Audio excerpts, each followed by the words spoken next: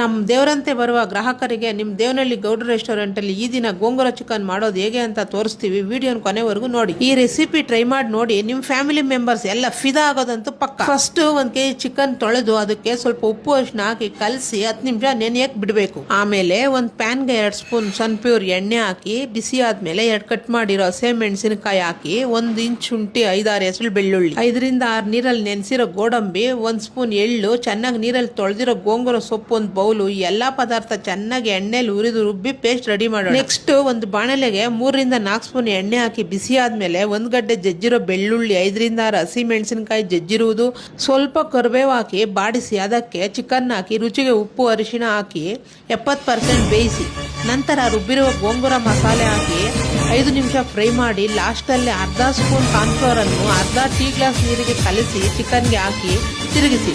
ನಿಮ್ಮ ಮನೆಯಲ್ಲಿ ದೇವನಹಳ್ಳಿ ಗೌಡ್ರ ರೆಸ್ಟೋರೆಂಟ್ ಅಲ್ಲಿ ಮಾಡೋ ತರಾನೇ ಗೋಂಗೂರ ಚಿಕನ್ ರೆಡಿ. ವಂದನೆಗಳು.